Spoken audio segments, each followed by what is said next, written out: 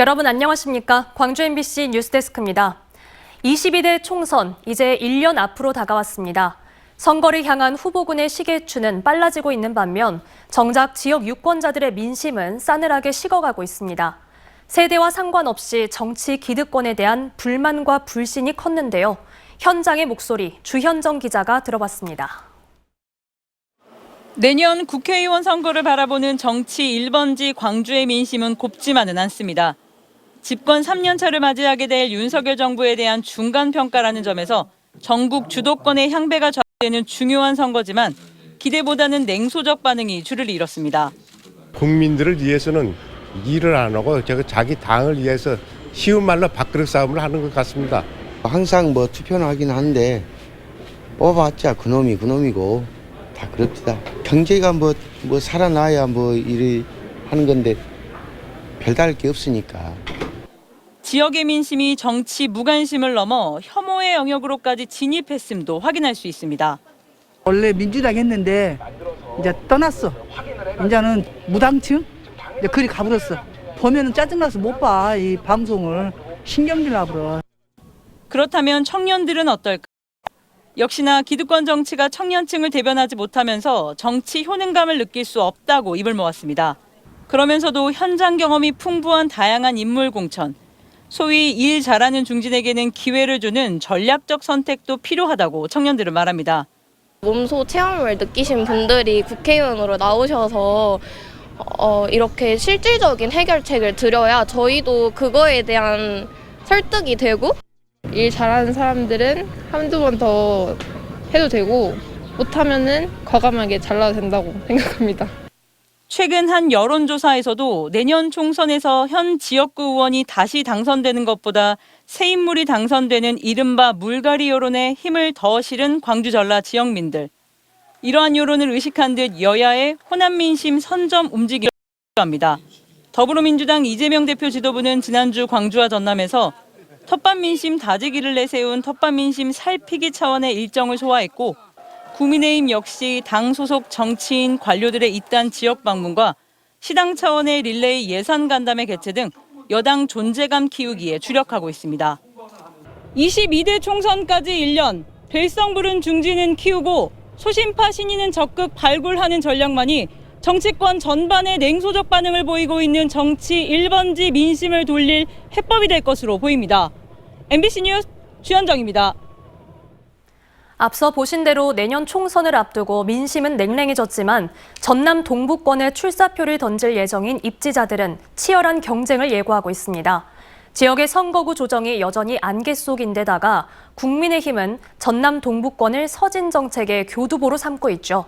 또 민주당도 새로운 공천 룰을 적용할 걸로 예상되면서 지역의 출마 후보군들의 셈법도 한층 복잡해지고 있습니다. 김주희 기자가 보도합니다. 내년 4.10 총선이 1년 앞으로 다가왔습니다. 국회 선거제 개편을 위한 논의가 본격화하고 있는 가운데 지역 정치권에서는 법정 시한을 넘겨버린 선거구 획정을 두고 셈법이 복잡합니다.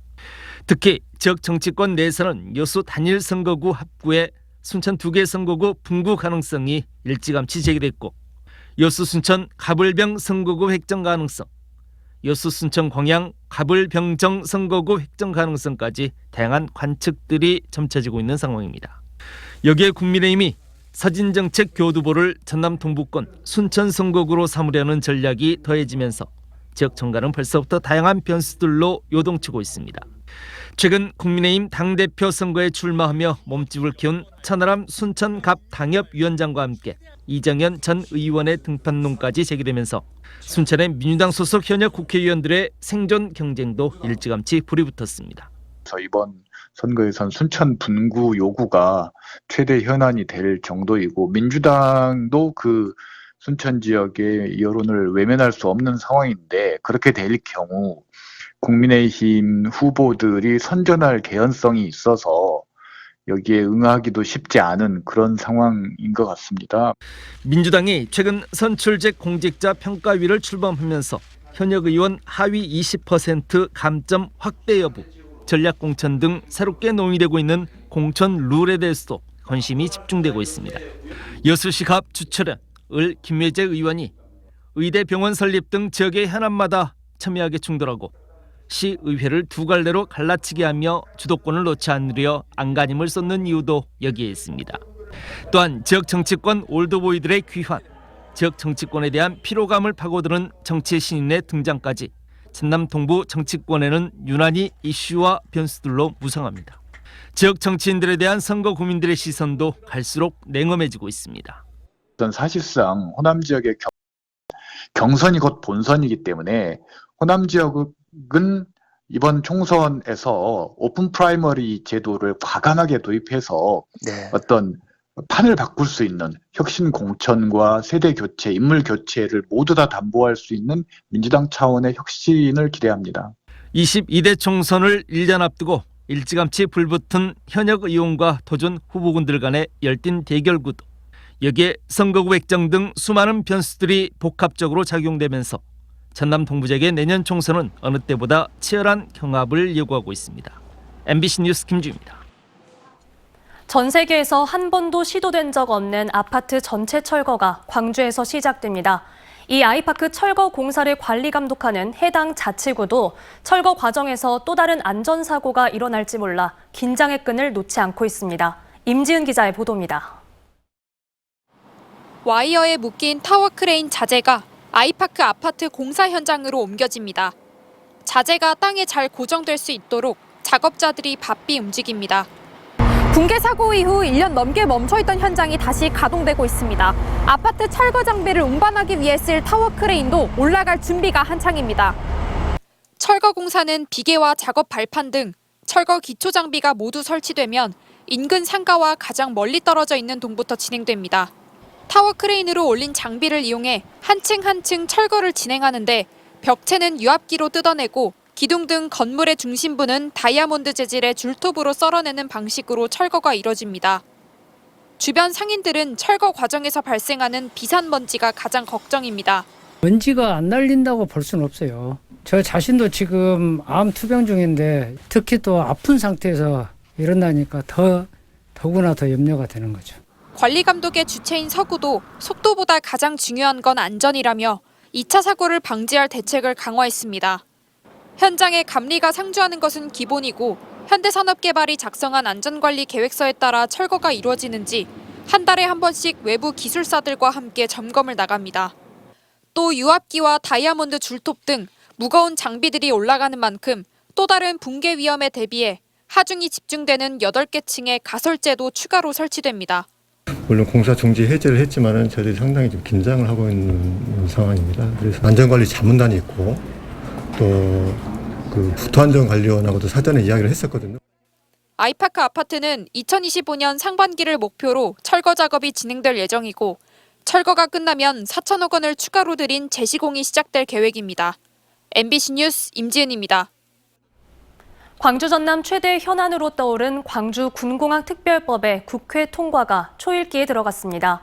하지만 군공항 이전 지역으로 거론된 곳에서는 주민들 사이 찬반 대립이 격해지면서 전라남도의 고민이 커지고 있습니다. 김양훈 기자가 보도합니다. 광주 군공항 이전 결사 반대 머리띠를 두른 무안 군민들이 전남도청 앞에 모였습니다. 광주 군공항 이전에 반대 의사를 밝히면서 후보지에서 무안군을 제외할 것을 촉구했습니다. 또 전라남도 지사는 전라남도 도민을 위해서 전라남도 발전을 위해서 해야 하는데 광주 시민의 목소리를 전남지사가 전달하는 것은 광주시의 대변인 자격이 아니느냐. 하지만 무안대에서도 일부 주민들은 서명운동 전개 등을 통해 군공항 유치에 목소리를 내고 있습니다. 한평 지역 여론은 더욱 극명하게 갈리고 있습니다. 그동안 수차례 설명회가 열렸고 광주 군공항의 한평 이전을 찬성하는 목소리가 높았지만 최근에는 반대론이 분출하기 시작했습니다. 군공항 하면 소음 딱 그런 생각을 했는데 우리 한평 미래를 생각하고 이렇게 하다 보니 한 번쯤은 생각해 볼 필요가 있다. 집에 계신 아이들, 다른 지역에 살고 있는 자제분들 내지는 모시는 부모님이 계시다면은 전투공항 옆에서 살려고 하실 거냐고요.